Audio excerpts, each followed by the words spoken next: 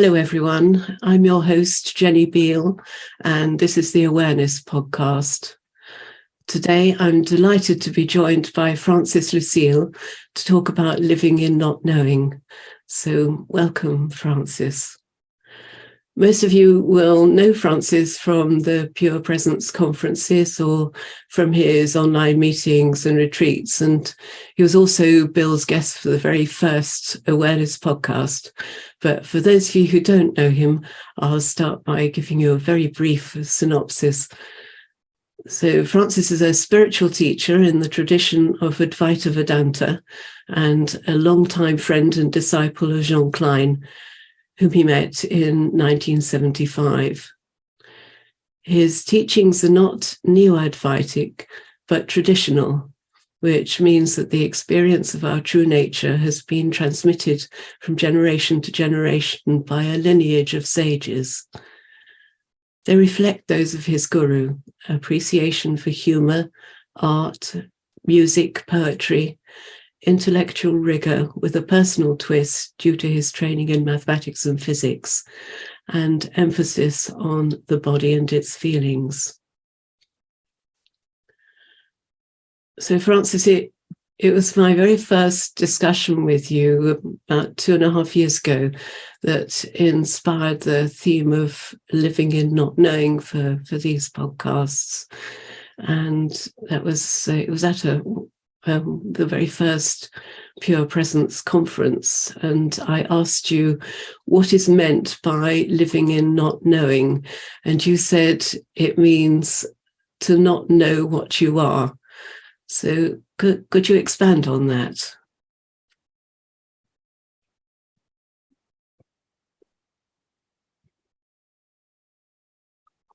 To not know what you are phenomenally, as anything that has a name or a shape, as anything that can be perceived, such as a body, which is perceived through bodily sensations and also through external sense perceptions, as we see our hand, for instance, such as a mind, which is perceived through thoughts, or the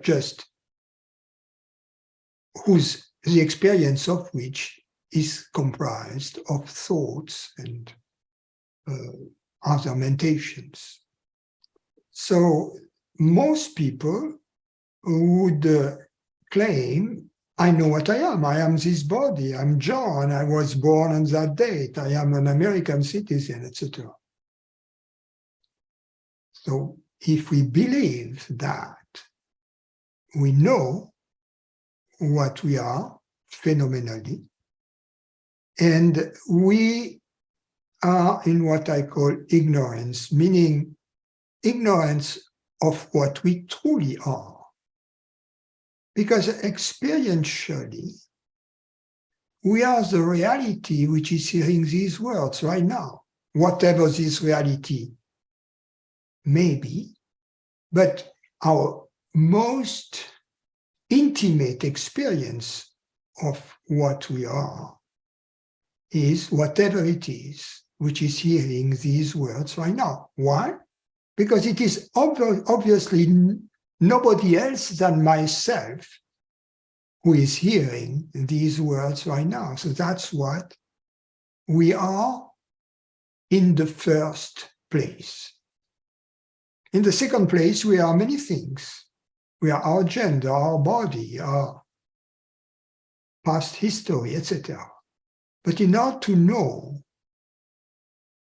this, we need first to be this awareness which is hearing these words right now. Yes, so I remember at the time, what I got from your answer was very much, instead of thinking I am awareness, just to stay with the recognition that's behind all that, behind all objective experience. So instead of conceptualizing ourselves as an object, It's going to a non-conceptual experience of ourself. Yes, because there is a distinction to be made, in fact, between non-duality and non-dualism. Everything that ends in ism is a theory, is conceptual. So non-dualism is a theory according to which there is only one reality. If there is only one reality, then the reality which is hearing these words right now is this one reality. So it's perfect. It's perfect not only intellectually, but it's perfect because it can lead us, it points at the experience of what we are as awareness. But it is different from non-duality, which is the experience of what we are. And the pure experience of what we are is when we don't believe to be anything phenomenal. That which clouds, that which veils the experience of what we are is a belief to be something else, a mind, a body, something which is knowable. So the transfer, the experience you were referring to upon hearing what I had to say at that time was in fact a shift from non-dualism, where awareness is a reality, that's the theory, to the experience, if I am awareness, I don't know myself phenomenally. So all I have to do is to stop believing that I can know myself phenomenally, including as the concept of awareness or consciousness. Yes. I remember when I first heard you say, just be open to the possibility that there is just one consciousness or just one reality. I found that quite that was enough. You don't have to be 100% certain. And I found that surprising initially, because I'd always thought that awakening was about knowing that for certain, and that we had to know it for certain.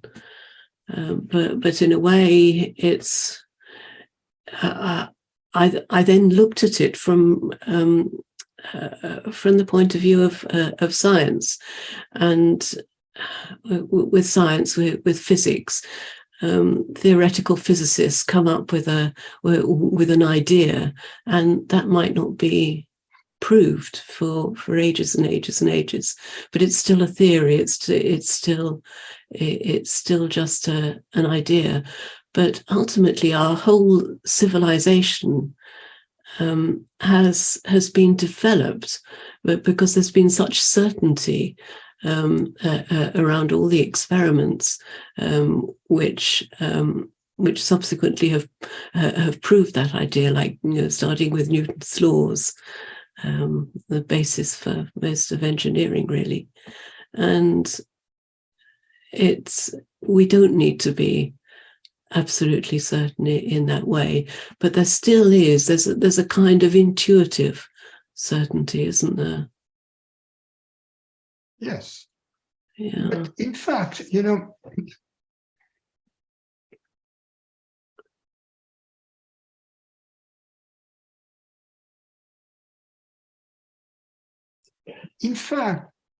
if we are absolutely certain that we don't know what we are,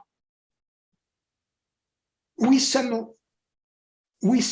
know something about what we are.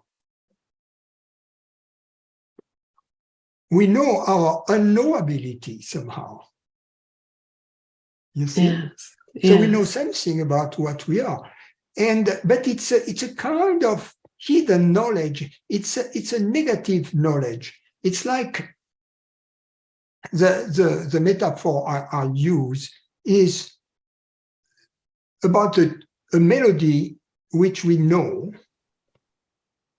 but which we don't know how to sing. We don't know it well enough to be able to sing it. But if we hear someone singing it, and if this person sings a wrong note, we detect it. So we are in a strange situation whereby, on one hand, we don't know, we are not able to sing it. However, we are able to recognize this note is not the right note. How could we know that this note is not the right note unless we knew the melody? So it's a hidden knowledge. The fact that we are not able to sing it doesn't imply we don't know it. So it is the same here. The knowledge of awareness is a hidden knowledge, a little bit of this kind, because we know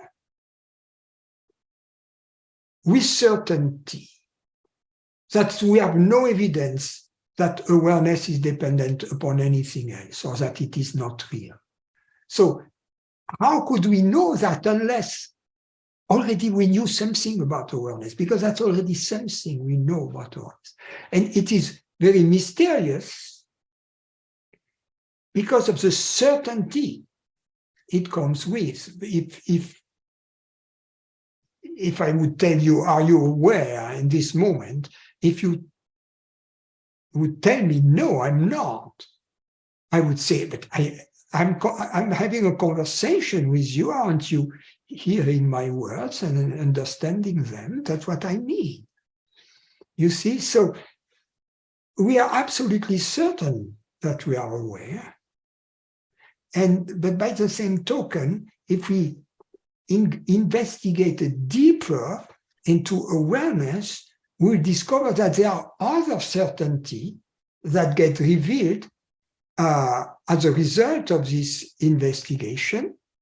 And the one I just mentioned is one of them. That, if I could put it in a nutshell, is that the content of awareness, meaning whatever can be perceived, phenomenally, doesn't tell us anything about awareness itself. For instance, it doesn't tell us that awareness is limited, that it is dependent upon the body, that it is localized in space or in time, etc. Whatever we perceive through awareness doesn't give us any solid information on awareness. And that's why awareness defies modern science, because modern science is phenomenal science. It's based, it is made of theories which have their foundation, which are verified or falsified through phenomenal facts. And the word phenomenal is limiting. And awareness escapes these limitations by its very nature. Yes, and you've talked many times about doing experiments to see the effect of living according to awareness being unlimited, rather than the common assumption that we are limited, or that there's more than one awareness. And I suppose there's a kind of practical argument that in our everyday life we have to use some model or another to think about and interact with the physical world and with other people, animals and things, because the mind only really works with with models. So why not take the one reality model and then see what happens, Exactly. and see what then changes. Yeah. Yes, and when we understand that, because that's an extraordinary openness, because otherwise we feel that we cannot know anything about reality or awareness, because it is not objective, it's non-phenomenal. And it is so we can, however, there is a route which is open, which is indirect verification. If we think about it, indirect verification is what we do in physics most of the time. Nobody has ever seen a particle. Yes. Nobody, because it's too tiny and it is invisible to the naked eye. But what we can see trajectories of particles that are materialized through some contraptions, such in the old day it was, I don't know how you say that in English, bubble chambers. So, yes, bubble chambers. Yes, yeah. So you could see the trajectory materialized, but you never saw the particles. You saw the image of bubbles. Right? So, and it is true of everything. We only infer physical reality through indirect observations and measurements. So we never saw the Big Bang, but we perceive the black body radiation that is the remain of the light of these explosions. So it's the same here. We cannot verify directly, apparently phenomenally, the truth of non-duality, but we can indirectly verify it by conducting experiments, the phenomenal outcome of which will falsify or verify the assumption. Yes. I remember when I was studying traditional Advaita, I came across the method of a thorn to remove a thorn, and the idea was that the teacher offers you a different model which is better than your current model, closer to the truth, better in that sense, and you were meant to believe that one instead, and then later, when you're ready, the master pulls the rug from under your feet and you're given another new model, and then you believe that one. And at some point, you're meant to throw away both the thorns, but that never really seemed to happen. But your approach is very different. So you start with not knowing, and well, it's not that different, because when we use words as we speak, if I say consciousness, if I say there is only one reality, the words are like thorns. If I say we have no evidence that consciousness is limited and that it is not universal, I use words, consciousness, limited, universal, which I don't explain. But if they resonate in you, they act as pointer, and they lead to oh yes, that's true, to a moment of creativity, of understanding, at which point, in fact, the words have been jettisoned. So Yes. the thorn, at the moment of understanding of our true nature, all thorns are thrown back into the fireplace too. Yes, yes. So you're not expected to believe No. anything. Yes. I mean, I've sort of wondered whether there is a place for religion and belief systems, or whether does real happiness require the abandonment of all beliefs. People come to the truth from many different directions. Some come from atheism, some come from agnosticism, and some come from religion. Yeah. Each of these paths has its own limitation. First, atheism is a form of religion. Yes, right? Very much so. So as a result, all religions are a form of atheism. Agnosticism is kind of nice, but the problem with agnosticism is that it is implicitly phenomenal. In other words, I don't know anything about phenomena, I don't know anything about phenomena. Whereas in non-duality, there is a little twist to this. We don't know anything about phenomena, we don't care. However, we can know something about reality, and we do care, you see?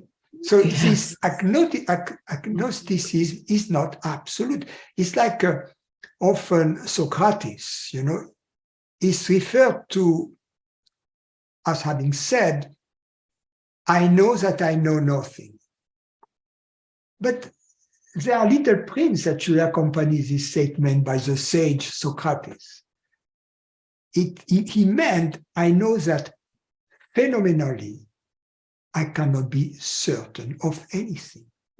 However, nominally, we can be certain that there is consciousness and that there is reality. And we can be absolutely certain that there is reality, that there is being, that there is something rather than nothing, and that we are conscious. Yes. I mean, when we're engaged in practical activities, we're using relative knowledge, so knowledge of phenomena, and that's going to be based on a sort of conventional mental model of the universe, of how things work, the law of gravity and so on. And we treat that model as being true, but if we were really living in not knowing, then we know that it's just a model.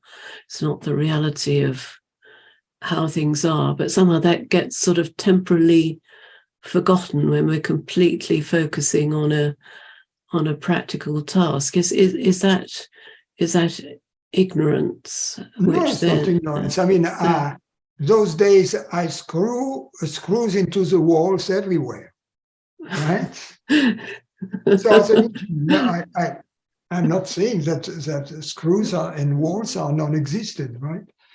Right, yeah. But as a physicist, I know that what we call walls or what we call screw, if we look deep inside, doesn't look at all like a wall or like a screw. It's mostly empty space. If we go very deep inside, it doesn't look like anything at all. And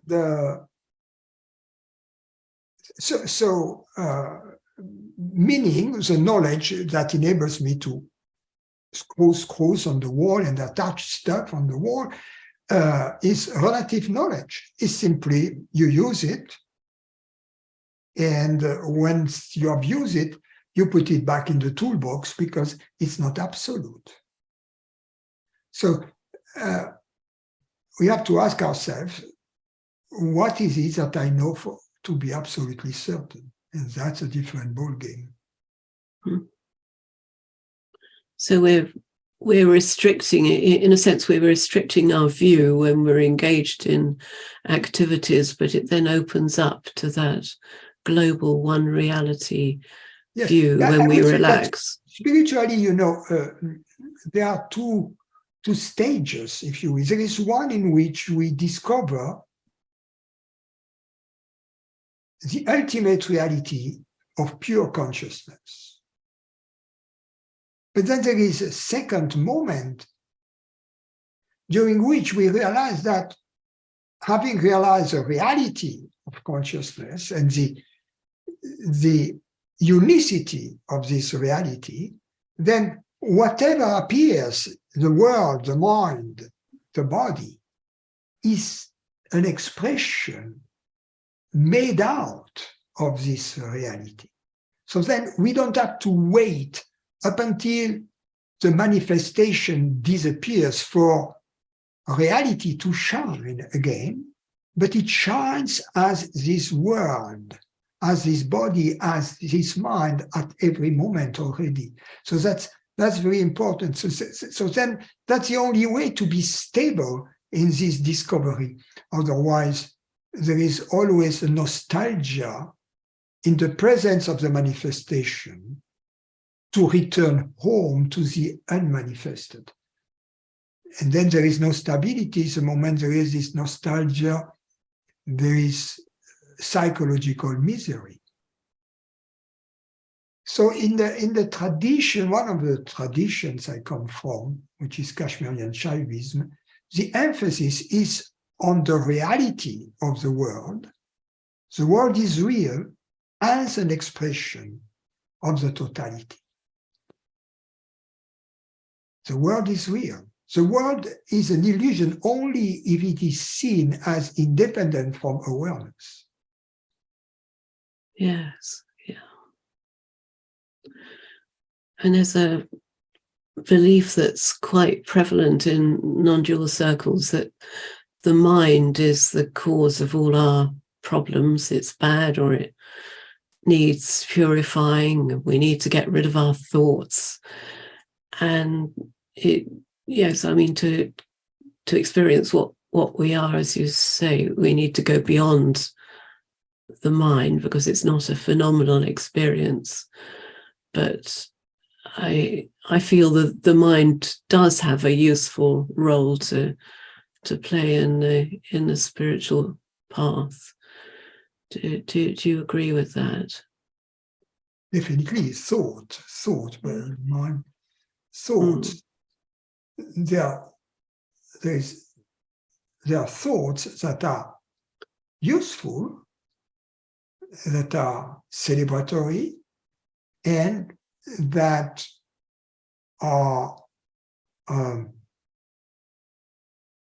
effective, if you will, in the spiritual progress, so to speak, that is achieved through the investigation of our true nature.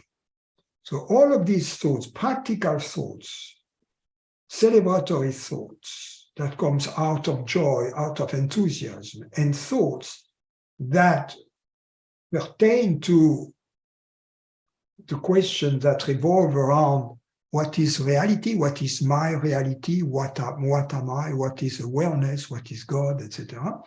All of these thoughts shouldn't be stopped. They should be allowed to follow their own course. Practical thoughts, once they have fulfilled the mission, so to speak, they stop naturally. Like, it's time, I've run out of gas in my car, it's time to stop at the next gas station. Okay, we do that, we stop at the next gas station, we fill up, and then what happens to the thought I have to stop at the gas station?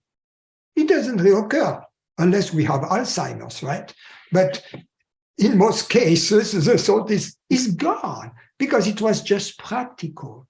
Whereas, in contradistinction with this, problematic thoughts that come from ignorance of our true nature, they repeat themselves. They have been with us for years and they keep reoccurring. They seem to be endless. So these are the thoughts that are problematic. And what these thoughts, with no exception, have in common is the belief that we, as we awareness, are dependent upon this mortal, limited body-mind.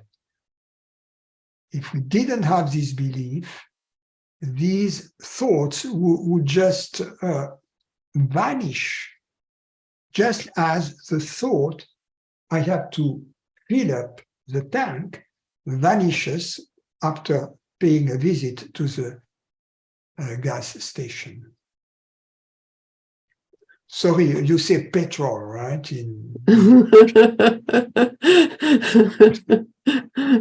I think probably most of the people who be listening to this will be also gas. Okay with gas. Okay. So what should we do about the thoughts that are repeating, that come from ignorance? Well, we should first observe their origin. We should convince ourselves through our observation that they simply wouldn't be there unless we believe to be a separate entity. So then we don't have to deal with them any longer. We have to deal with the belief, what do I believe to be? Am I consciousness, or am I the body? Let's assume, just for the sake of the argument, that they don't come as a unit, that potentially that they are independent. Then, in this case, what do I believe to be? Consciousness or the body? That's the first question to answer. And, the example I use is, let's say you pass away and you come to St. Peter at the pearly gates, and he says, okay, you are not that good, but you are not that bad, so we are going to give you a choice. Either you keep the body or you keep awareness, but you cannot keep both. What choose you? And what do you choose? So obviously, what's the use of the body without awareness, right? Yes. Whereas I can see a lot of uses of awareness without the body. So obviously, we choose awareness. We chose that if it was the case by a miracle that awareness is not dependent on the body, that they are kind of, we feel that we are awareness rather than the body. And then the next question then is, well, how do I know that awareness is dependent upon the body? What's the evidence? And then, so the investigation moves to this second stage, and then we'll discover that all the evidence we believe to have, in fact, is not determinative. That it is somehow bogus, and that in fact we have no evidence that consciousness, as we experience it, is dependent upon the body. We have some experience that the mind, the world, and the body are interdependent. These three, yes, the thoughts can manifest in the body and through the body in the world. Conversely, the world can manifest through the body. Let's say I ingest some hallucinogenic substance, and then in turn, it changes my thoughts. So there is this interdependency between world, body, and mind, but awareness, no evidence. No evidence even that awareness changes. So as a result, no evidence that it is impermanent, no evidence that it is not real. So we have to, I mean, these are just pointers. I just throw that like that, you know. Each of them requires hours, perhaps, of thinking about, you know. But at some point, we reach the absolute conviction, the absolute certainty that there is no evidence that awareness is limited, dependent upon the body. We are not going necessarily to reach the opposite conviction, although it is a possibility, but perhaps not for everybody. And ultimately, it doesn't matter, because the fact that it is there as a possibility opens the way, opens the door to the experimental verification or falsification we spoke about earlier on in this conversation. Yes. When you say that it may not be available to everyone, or may not happen for everyone, what does that depend on? That, you know, for some of us, there can be a sort of a moment of recognition, a moment of realization, but for others, maybe not, that might not be available to them. Yes, but ultimately it doesn't matter. But some of us, we just as not everybody is absolutely certain to be aware, which I find kind of preposterous, right? Right? Yeah, yes. But I've had people come to me and say, no, I don't know what you're talking about. I'm not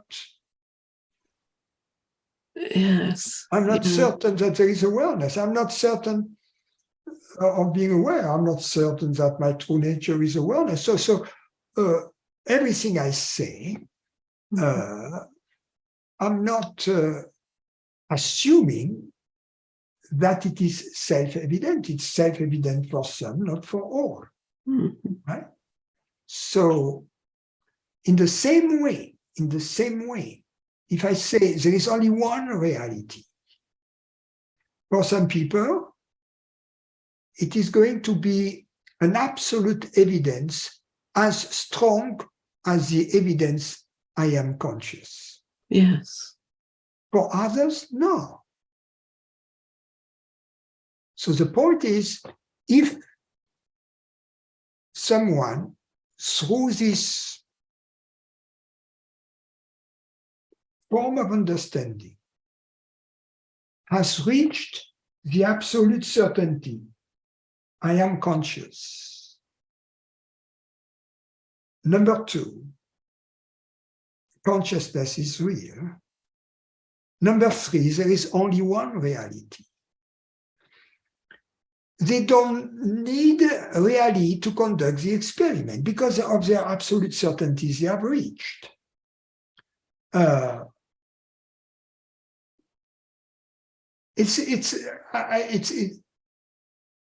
call that the path of the mathematician versus the path of the physicist. Yes. You see, the mathematician reaches certainties that are totally detached from experiments being conducted in the world. Yes. Right? Yeah. Yes. Absolutely. Whereas the physicist has a theory, he uses mathematics perhaps for this theory. Yes, he does, not perhaps. But then he has to verify the theory in the world. And no matter how beautiful the math are in the theory, if it gets falsified through experimentation, it belongs to the trash can. So that's the difference. Whereas one can be absolutely convinced mathematically. So that's a metaphor for these two possibilities that are open to each of us. Some people, upon hearing what I say, there is only one reality, and this reality is your reality. They get it. That's it. Others, they need more. So to them, the path of experimentation is open. Right. So there are two possibilities. I liked your analogy of the mathematician, because it feels to me like that understanding comes from the same place as when you're trying to solve a mathematical problem. You're trying to find a proof for something. You're not thinking, but you're in that kind of contemplative space, and it's like being in the space of contemplating reality, isn't it? And somehow coming at it from all sorts of different angles, but without any conceptualization, just allowing the mind to be completely free, not logical thinking in any way. Just well, I think there are still phenomenal representations, but they are perhaps more visual than. Yes, rather than words. Yeah. Yes. Yeah. Yeah. But who knows? Because it's very difficult to know how another mind. Because I thought that all mathematics was a result of some kind of visualization in space. And there was this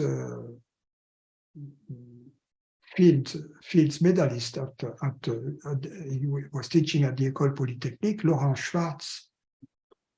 And he would say that he was not visualizing in space mathematical theories. So his approach was different. So I don't know what it was, because in my case, it was more some kind of space. But Yes. his was not. That's really quite strange. You cannot assume. Yeah. Yes.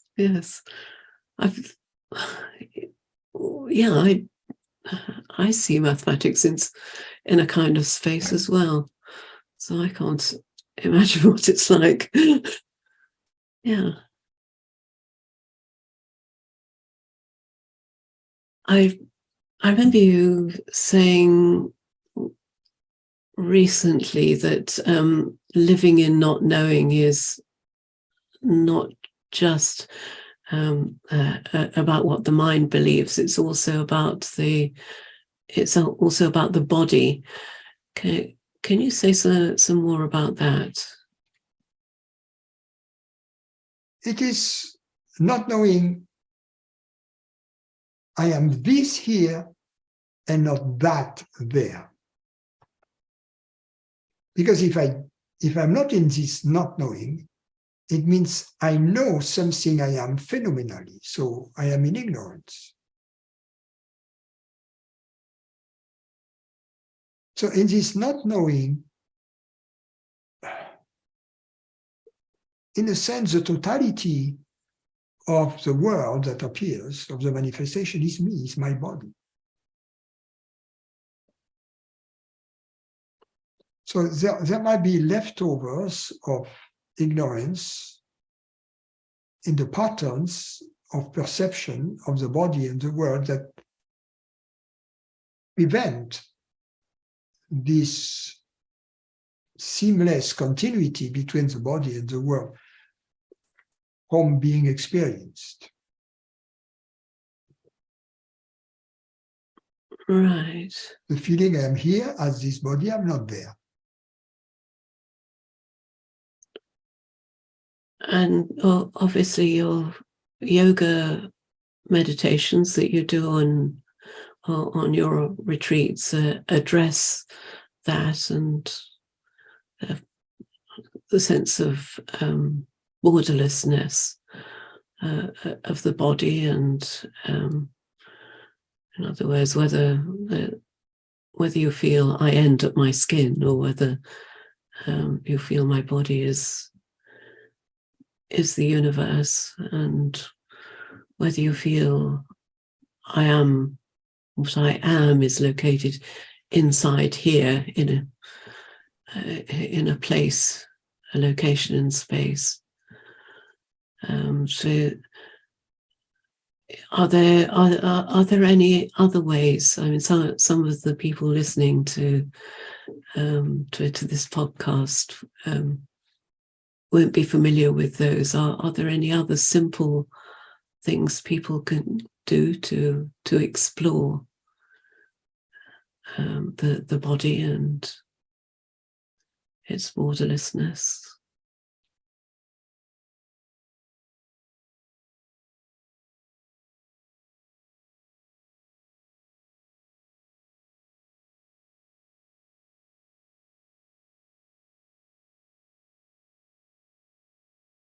It's difficult to do without proper guidance. Mm-hmm. That's why I don't really, I've never shot videos of the teaching of the yoga. Mm-hmm.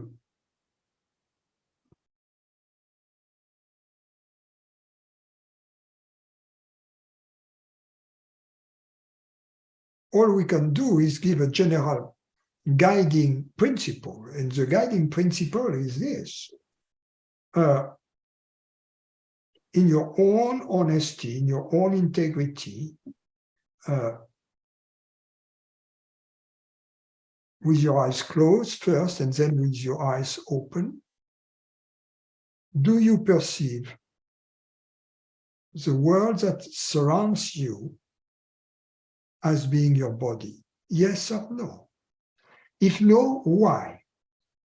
What is there that seems to tell you otherwise? You, awareness, not you. Of course, this human body and this computer in front of me, in front of it, should I say, there is a separation. There is a distance. That is not in question. But the question is between me as awareness. How do I know I am located here, localized here? And then, as consciousness, either everything is me or nothing is me, as reality. So do I experience the phenomenal world that surrounds this body as being me too? I know I experience this body as being me because of this intimacy I have with it. But do I experience this world as being me? And people will object or say, oh yes, but my body is always with me when I wake up. But the landscape is not always the same. I may be traveling at a time. But that's not true. Because the landscape of your body changes all the time. Let's assume you have a toothache or a headache. And on the other hand, you wake up in the same bedroom. So everything changes or doesn't change. It depends that you perceive phenomenally. So there is no real solid way to determine this is me, that is not me, other than the belief, I consciousness, am this body here, and not that out there. But what is the rationale for making this first decision of ignorance? There is no rationale. It's an irrational decision.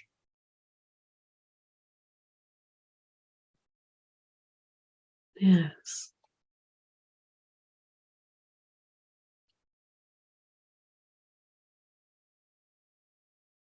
What are connected with that?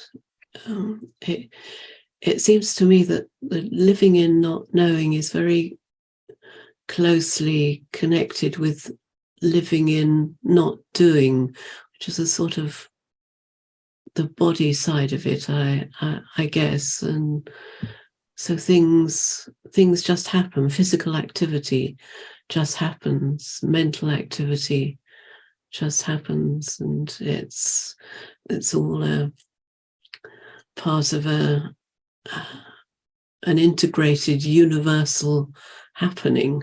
First, there are many activities that we would do exactly in the same manner, no matter whether we believe to be a separate and limited consciousness or not. The case in point, filling up the tank when it is empty or almost empty. Everybody would do that, right? It is, so there are many activities, like brushing your teeth, waking up in the morning, you're thirsty, you make tea or whatever. It has nothing to do with ignorance. So these are activities. But what we don't understand, most of us, is that these activities, nobody does them. Yes. All of our activities, they are the way the universe functions. We are not separate islands in the universe, even if we are from the UK.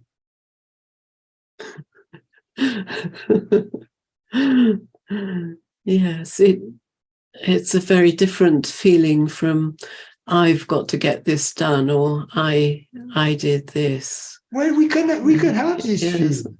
I need to do that, otherwise I'm going to be stranded in the middle of the freeway, or I need to do that, otherwise I'm going to freeze tonight.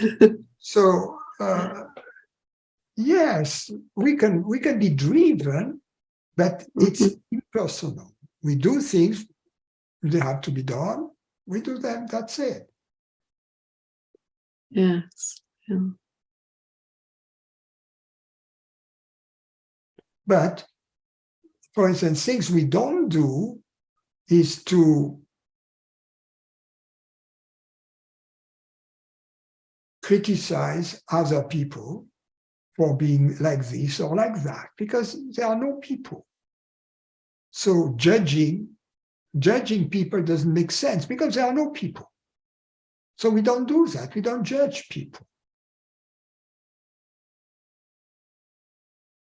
Yes, I've realized that seeing and feeling the full implications of this teaching takes an awful lot longer than just the basic understanding of. Yes. And there's a process of sort of discovering more and more consequences of that, and what you've just said was one of them for me. Just the understanding there's no separate me that chooses my thoughts. That was something I understood very clearly and felt very clearly, really quite a number of years ago now. But it took me several years before I saw those implications that no one is guilty. No other people are not guilty for what they've done. Everything is just happening. Thoughts just arise. Actions just arise, and it's those sorts of implications which seem to take an awful lot longer to because recognize. ultimately it's a lifetime assignment, and of course we live in an era of instant gratification, and you can find that in some neo-Advaita type of teaching, but in which the claim is, oh, the goal is not happiness. The claim is just to understand, and we have to be happy with that. No, the goal is happiness, and happiness is something that is worth seeking. My teacher told me once, Francis, you'll be very happy someday. And he was right. Going back to you have a first glimpse of the truth, and then it's a lifetime assignment. As a young, I was a child still, of very young teenager, about 12, 13. I was in Germany, that was my first opera. It was a magic flute. Mm-hmm. There is a moment when Tamino walks on stage playing the flute, and the soloist in the opera, of course, plays his solos, his melody. I was so touched by the beauty. And then you practice the flute for 40 or 50 years, So 50, yes. So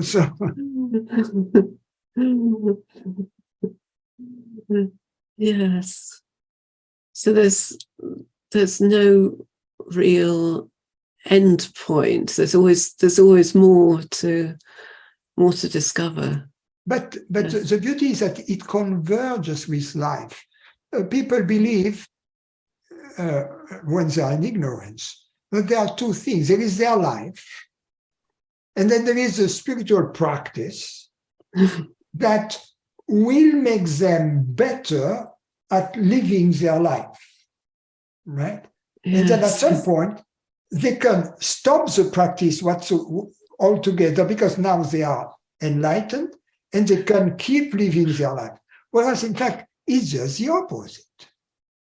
You have your life in the beginning, and then you begin the practice, right? But the practice merges with your life, and your life becomes a practice. So you never stop practicing. That's just the opposite. You practice all the time. But this practice is enjoyable. So if you do spiritual practice, make sure that your practice comes from enthusiasm. Because if it doesn't, you're on the wrong path. Because you first will have to stop it. So you may as well stop it right away, because you will have to stop it. Because how could more effort, more suffering takes you closer from the effortless state you are seeking? Just a little bit of intelligence is going to tell you, no, I am moving away from the goal here. Yes. Yeah, so it's not a path of self-improvement.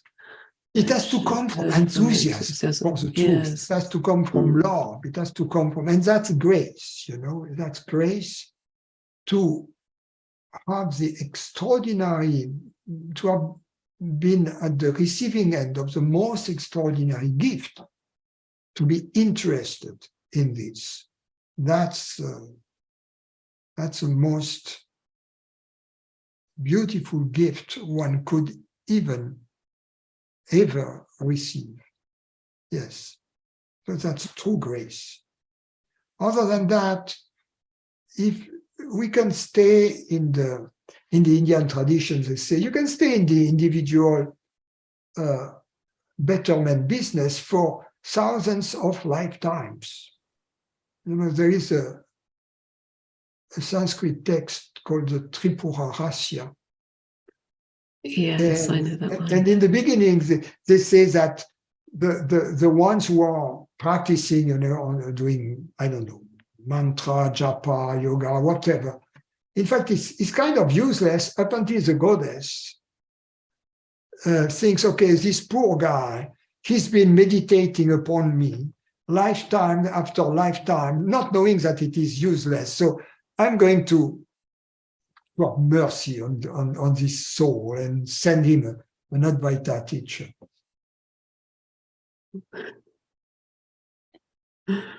Yes. I remember you talking about living without regret, and I've always loved that that expression. Yeah, and not Yes. looking back. Yes. Because every time you look back, you are in ignorance, because you look back at this separate entity who was there experiencing that. If you look back as awareness, but not as a person. But awareness is never in the past. You see, the moment you look at yourself as someone who was in the past, instead of being this current and timeless awareness, you are in ignorance. So it's better not to. And it's better also not to allow people around you to drag you there. But often they are very insisting. Yes. Can be. So, yes.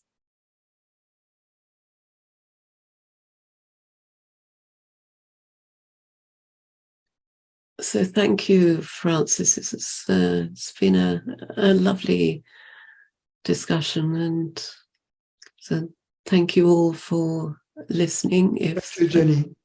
Good to see you. If you want to